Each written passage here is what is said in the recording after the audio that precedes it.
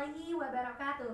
Nama saya Rahayu Pratiwi dengan NIM 0203-181039, mahasiswi semester 4 jurusan Hukum Tata Negara, Universitas Islam Negeri Sumatera Utara Medan, Fakultas Syariah dan Hukum. Pada kesempatan kali ini saya akan membahas mengenai mata kuliah Tafsir Ahkam, poin tentang dalil-dalil poligami, dosen pengampu Ustadz Heri Firmansyah MA. Maka dari itu, sebelum kita membahas lebih jauh tentang tafsir ahkam poin-poin poligami, saya akan kemukakan terlebih dahulu bahwa Allah Subhanahu wa Ta'ala telah jelas-jelas secara gamblang menyertakan ayat bahwa poligami diperbolehkan. Namun, kita sebagai perempuan tentu harus mengetahui kajian secara empiris, sosiologis, historis, dan juga kajian-kajian fakta dan data mengenai poligami yang memang dilaksanakan oleh para kaum pria atas dasar adil.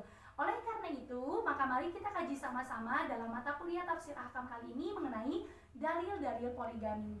Bismillahirrahmanirrahim. Rahayu akan mencoba menjelaskan yang pertama mengenai arti atau makna dari poligami itu sendiri. Arti atau makna dari poligami itu sendiri dalam bahasa Yunani memiliki dua kata. Yang pertama adalah poli atau polos yang berarti banyak, yang kedua adalah gem atau gemis yang berarti menikah. Nah, ketika kita membahas tentang bahasa Yunani, maka sungguh begitu banyak secara historis di Yunani pada zaman dahulu terjadi poligami. Tapi bukan poligami saja, ada juga poliandri. Kenapa demikian? Masyarakat Yunani pada masa dahulu itu sangat hyperseks. Makanya laki-laki dan perempuan tidak ada aturan khusus yang mengikat tidak boleh menikah lebih dari satu. Makanya di sana ada poligami, ada juga poliandri. Maka dari itu, secara bahasa Yunani artinya itu pernikahan yang banyak. Dan menurut buku Al-Atheus dikatakan bahwa tidak hanya ada poligami, ada juga poliandri. Maka bagaimana Islam berbicara tentang poligami? Mari kita bahas. Secara empiris, Allah Subhanahu wa Ta'ala telah menurunkan Quran Surah An-Nisa ayat 2 sebagai awal yang menjelaskan tentang poligami diperbolehkan dengan menjaga hak-hak perempuan.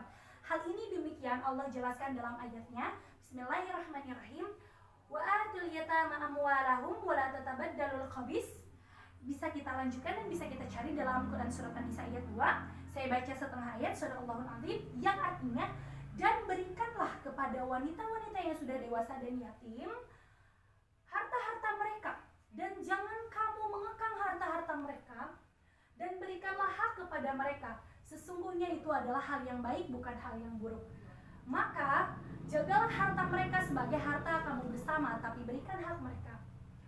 Sungguh tindakan untuk tidak memberikan hak itu adalah mencederai hak-hak dari perempuan.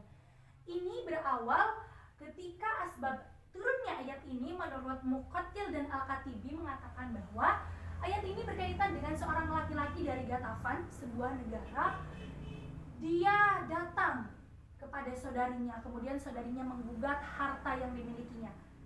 Bahwasanya saudarinya berkata, itu juga bagian hartaku, sedangkan laki-laki dari Gatavan ini mengatakan bahwa harta itu sudah menjadi harta milik saya karena saya adalah pewaris tunggal. Maka hal ini diadukan kepada Rasulullah SAW.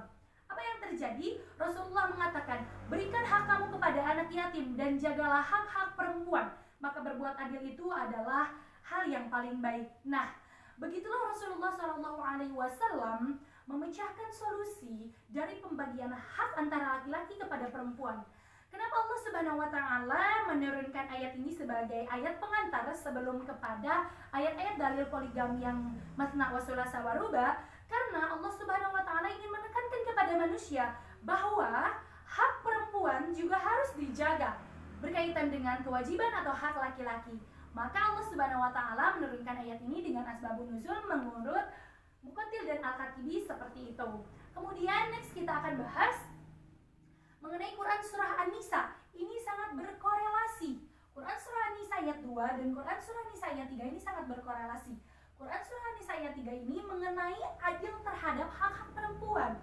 Sama, korelasi yang awal Quran Surah An-Nisa ayat 2 dan juga Quran Surah An-Nisa ayat 3 menyatakan bahwa isi dari kandungan ayat tersebut dinyatakan oleh Imam Urwah bin Az-Zubair, Sa'id bin Jubair, Qatadah Ar-Rabi, Ad-Dahak As-Suli.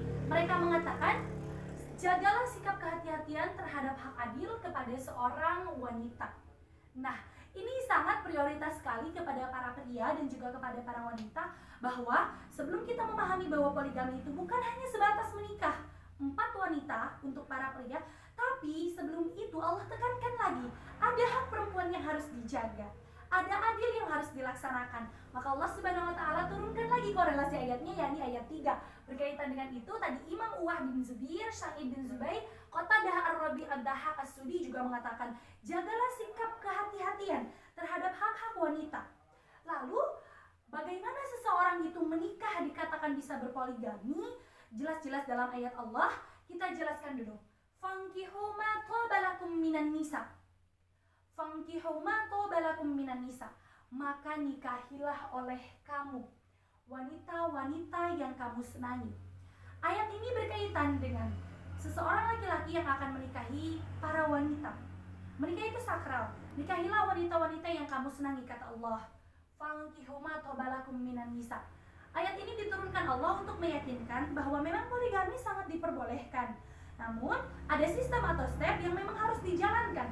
Selain yang pertama tadi, Quran Surat An-Nisa ayat 2 dan Quran Surat An-Nisa ayat 3 menjaga hak-hak perempuan, juga selaras dengan pendapat imam dari Urwah bin Az-Zubair, Sa'id bin Az-Zubair, Qutadah Ar-Rabi'ah, Ad-Dahhak bin As-Sudi menyatakan bahwa jagalah kehati-hatian terhadap hak wanita. Maka oleh karena itu kata Allah Subhanahu wa taala, fankihu ma thabalakum, nikahilah wanita-wanita yang kamu senangi. Nah, menurut Imam Malik dan Syafi'i terkait hukuman suami yang sudah beristri 4 namun menikah lagi, maka hukumannya adalah dirajam. Ini juga selaras dengan pendapat Imam Az-Zuhri yang mengatakan bahwa seorang laki-laki sudah Allah bolehkan menikah 4, tapi ketika beliau menikah lagi lebih dari 4, menikahi 5 wanita misalnya, dengan sebab dalih-dalih bahwa dia memang butuh hak itu, maka Allah Subhanahu wa taala melarang keras itu, yang juga ini selaras dengan pendapat Imam Malik, Imam Syafi'i dan juga Imam Zabir serta Imam Az-Zuhri yang mengatakan bahwa maka celakalah orang-orang yang akan menikahi 5 wanita dengan sudah mencukupi 4 wanita dan hukumannya adalah dirajam. Nah, kaitan ini referensinya Rahayu ambil dari buku Az-Zuhail Wahbah tentang tafsir Al-Munir. Maka sungguh kita akan bahas sampai akhir supaya duduk masalah kita. Selanjutnya kita akan bahas tentang apa sih sebenarnya hak-hak adil yang akan dilaksanakan oleh seorang manusia ketika dia melaksanakan menikah poligami atau menikahi 4 wanita. Maka ada kata Allah, fa in khiftum alla ta'dilu fawahidatan. Kata Allah, menikahlah kamu dengan wanita yang kamu senangi, tetapi jika tidak maka cukup satu saja. Nah, tafsir ini mengatakan alla ta'dilu fawahidatan, jika tidak bisa berbuat adil. Allah ta'adilu, jika tidak bisa berbuat adil, fawahidatan, maka nikahi satu saja. Nah, hal ini demikian diselaraskan dengan pendapat Imam Syafi'i bahwa menikahi 4 wanita sesuai dengan makna ayat masna wa sulasa wa ruba itu dibolehkan. Namun ketika kita tidak adil, ketika laki-laki tidak adil, fa in khiftum alla ta'adilu, maka sungguh seorang laki-laki itu melalaikan hak-hak perempuan yang tadi dikatakan dalam Quran Surat An-Nisa ayat 2 dan Quran Surat An-Nisa ayat 3. Fa in khiftum alla ta'dilu fawahidatan, jika takut tak adil maka kawini seorang saja. Sungguh indah Islam mengatakan bahwa jika tak bisa adil maka kawini satu saja. Mengapa demikian? Poligami adalah hal yang dibolehkan oleh Allah Subhanahu wa taala dalam Quran Surat An-Nisa. Namun ketika seorang laki-laki tidak bisa menyeimbangkan hak-hak perempuan, ketika seorang laki-laki tidak bisa bersikap adil terhadap hak-hak perempuan kepada istri-istrinya tentunya, maka sungguh yang dikatakan tidak adil itu adalah dzalika adna alla ta'adilu. Apa artinya? Jika tak adil itu lebih dekat dengan aniaya. Na'udzubillah summa na'udzubillah.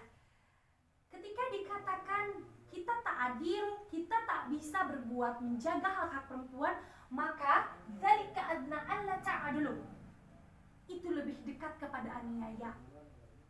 Maka kita sebagai perempuan harus mengetahui bahwasanya Rasulullah SAW sangat betul berpoligami. Namun hak-hak adil yang Rasulullah SAW salurkan kepada para istrinya sangat integritas, sehingga tidak terjadi perpecahan. Maka yang disalahkan oleh orang banyak di luar sana berpendapat bahwasanya poligami itu merenggut hak-hak perempuan. Itu pendapat barat. Islam tidak pernah mengatakan seperti itu. Poligami adalah hak laki-laki dan juga hak perempuan.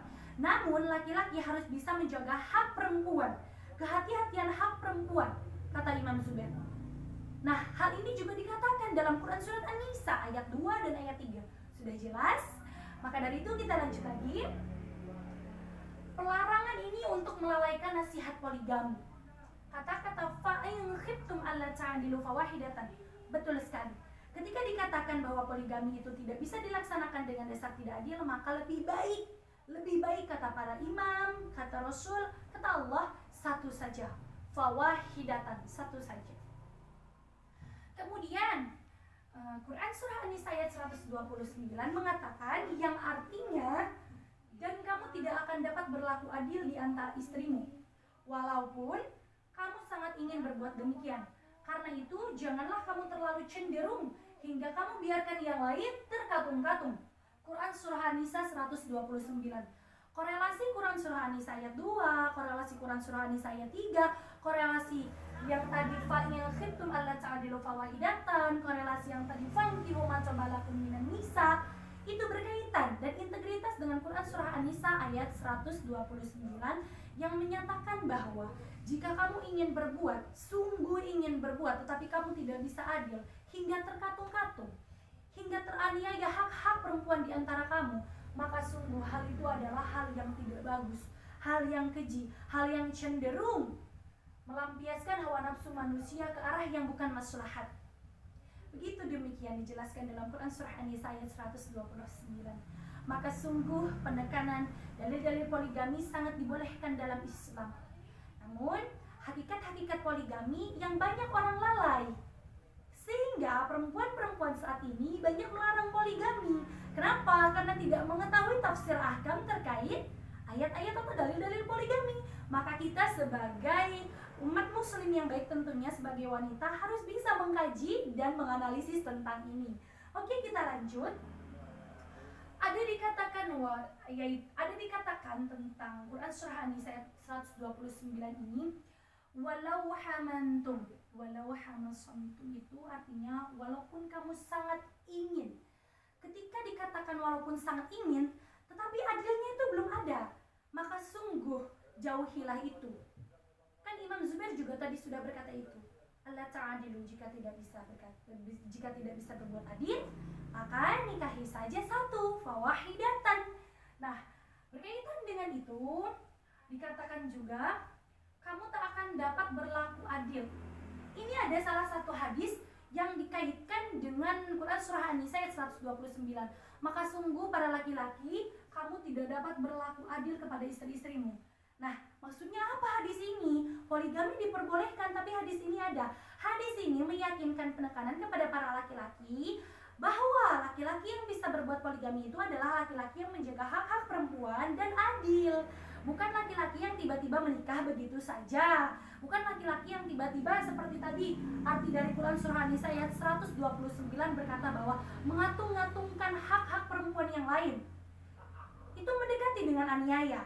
Nah, makanya poligami sesuai dengan yang Rasulullah anjurkan dan Allah Subhanahu wa taala betul-betul sudah membolehkan poligami adalah poligami yang sesuai dengan syariah, yakni mengikuti tata cara Quran surah An-Nisa. Silahkan kaji sendiri ayat 2, ayat 3, ayat 129 mengatakan bahwa harus menjaga hak-hak perempuan, harus menjaga kehati-hatian hak-hak perempuan, harus berbuat adil.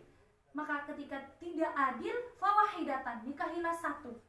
Walaupun dikatakan nikahilah perempuan sesukamu, yang kamu senangi, tapi kontekstual itu adalah kontekstual yang sering disalahkan oleh kaum feminisme barat yang mengatakan bahwa poligami melanggar hak asasi manusia. Justru poligami adalah menjaga hak asasi manusia. Karena apa? Poligami betul-betul dilakukan secara syar'iyah, melakukannya itu dengan menjaga hak-hak perempuan. Sungguh adil, hak-hak perempuan dijaga, kehati-hatian hak-hak perempuan, kemudian adil, maka orang-orang baru bisa melakukan poligami. Ketika tidak, maka kata Allah juga, fawahidatan, maka nikahilah satu. Begitulah poligami. Oke, kita lanjut ya. Pernah ada satu kisah ini datang dari Imam Ahmad. Pernah ada satu ayah bernama Salim yang anaknya Ghailan bin Salaman al-Ghafari. Dia masuk Islam dengan keadaan 10 istri. Lalu bagaimana problem solving dari ini? Rasulullah SAW menyelesaikan. Maka pilihlah 4 istri yang kamu sukai dan 4 istri yang akan kamu jadikan sebagai istri yang sah. Kata Rasulullah SAW. Sungguh indah bukan dalam Islam? Ketika Salaman al-Ghafari ini menikah, masuk Islam, dia memiliki 10 istri, maka sungguh beliau harus memutuskan hak-hak istri yang lain karena takut tidak adil dengan keadaan Salaman al-Ghafari pada waktu itu. Maka dipilihlah 4 perempuan. Maka di situ makna adil ta'adilu sudah berlaku, dan di situ makna menjaga hak-hak perempuan sudah berlaku. Maka itulah poligami yang banyak sekali disalahartikan oleh kaum feminisme barat tentang menjaga hak asasi perempuan. Sungguh poligami itu betul-betul menjaga hak asasi perempuan. Maka kita kaji lagi dalam tafsir Ibnu Katsir yang disampaikan oleh Al-Hafidz, makna masna wasulasa warubah 2, 3 atau 4 ini berkaitan dengan menikahi wanita yang kalian sukai, yang kalian senangi selain orang-orang yang satu, maksudnya selain istri yang satu. Jika tidak bisa dari kalian untuk melaksanakan itu, maka nikahi 2 wanita. Jika tidak bisa, silahkan nikahi 1 wanita saja. Begitu Ibnu Katsir berkata ya, tafsir Ibnu Katsir yang disampaikan oleh Al-Hafidz. Kata masna wa thulatsa wa ruba sudah jelas ayat Allah secara kauniyah dan secara qauliyah. Rasulullah SAW juga mempraktikkan itu secara sifatiah juga. Namun hari ini kita sebagai perempuan hanya bisa mengkaji dan juga mendalami bahwa kita memiliki hak, dan laki-laki bisa menjaga hak-hak keperempuanan itu. Kemudian bagaimana cara berlaku adil sehingga poligami memiliki istri 4, isna wasulasa warba itu bisa terlaksana. Maka sungguh hikmah dari ini semua adalah yang pertama, terpeliharanya adil. Sangat betul sekali. Ketika seorang laki-laki sudah menikahi 4 wanita dalam menjalankan syar'iyat Quran surah An-Nisa isna wasulasa warba, maka sungguh adil di situ sudah terpelihara. Sebagaimana Rasulullah SAW mencontohkan dan para imam dan juga ayat-ayat Al-Quran tadi sebagai awal atau prakata dan muqarran dari ayat isna wasulasa warba juga telah saya sampaikan. Yang kedua, melindungi hak yang jauh dari 2 jiwa. Betul, sangat betul sekali. Melindungi hak yang jauh dari 2 jiwa ini maksudnya antara suami dan istri, satu manusia ke satu manusia. Ketika sudah ada hak antara satu manusia dengan satu manusia diikat dengan pernikahan, menikah, maka sungguh hak-hak yang lain untuk menikah kembali dalam syariah poligami sesuai dengan Quran surah An-Nisa tadi menjaga kehati-hatian hak perempuan. Begitu. Yang ketiga, menyelamatkan perempuan yang krisis akhlak dalam suatu negeri. Nah, pernah ada kisah yang tadi disampaikan oleh Salim bin Ibnu Ahmad mengatakan bahwasanya memang ada hal-hal yang memang harus dilakukan kepada laki-laki untuk poligami. Mengapa? Populasi perempuan di dunia ini sudah sangat banyak, 3 berbanding 1. Krisis moralitas yang ada di suatu negeri bisa mengharuskan seorang laki-laki menikahi perempuan menjadi 4 dengan dasar adil juga, dengan dasar hak menjaga hak-hak perempuan juga. Namun hal itu juga ada hak dasar, yakni menyelamatkan akhlak perempuan. Perlu kita ketahui dalam sebuah pernikahan, menjadi seorang imam itu adalah juga menjadi seorang pembimbing.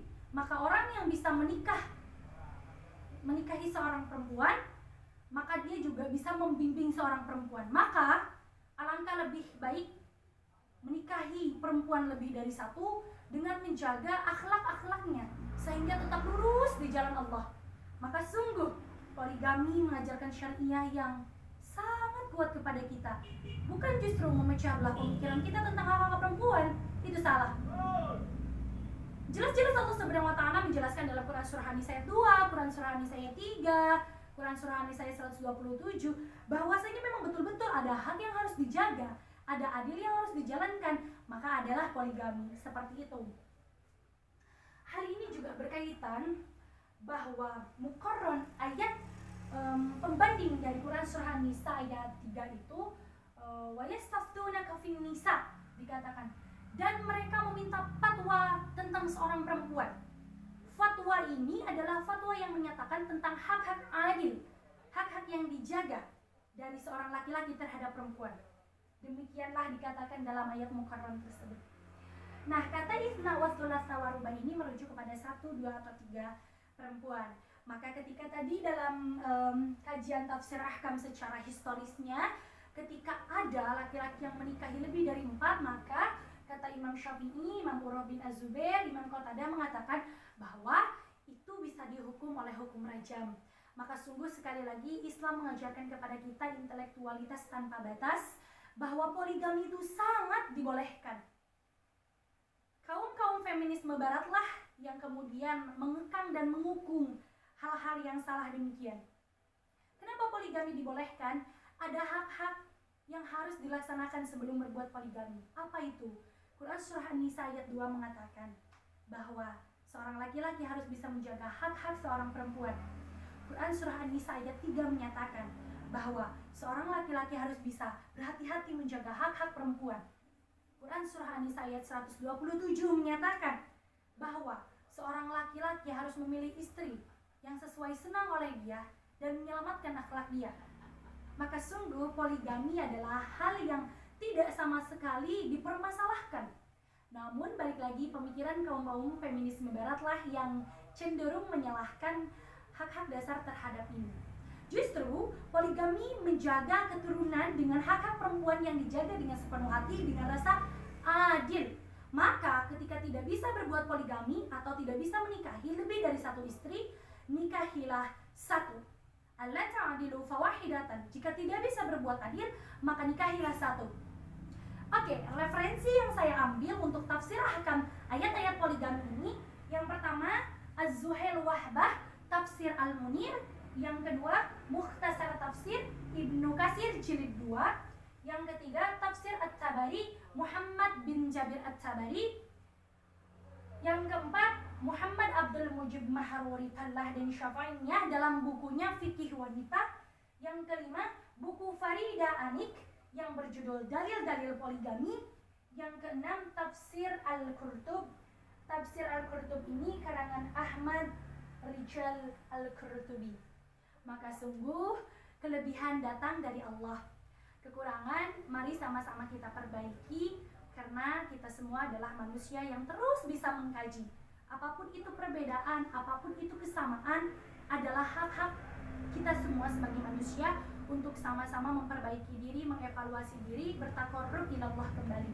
Maka sungguh tafsir-tafsir poligami yang saya sampaikan semoga bisa dikaji ulang, semoga bisa menjadi referensi, semoga bisa membuka cakra di muka kita tentang hal-hal yang salah selama ini, yang menyimpang selama ini tentang poligami yang dicap stigma buruk. Maka sungguh perempuan yang baik adalah perempuan yang mengikhlaskan dan meridhokan hal-hal yang baik untuk kelangsungan dunia ini. Maka perempuan adalah tiang dunia, bukankah begitu? Tiang dari sebuah negara. Billahi fisabilil haq, saya Rahayu Pratiwi, mahasiswi semester 4, jurusan Siasa atau Hukum Tata Negara, dalam mata kuliah Tafsir Ahkam dengan NIM 0203181039, pamit undur diri. Billahi fisabilil haq, wassalamualaikum warahmatullahi wabarakatuh.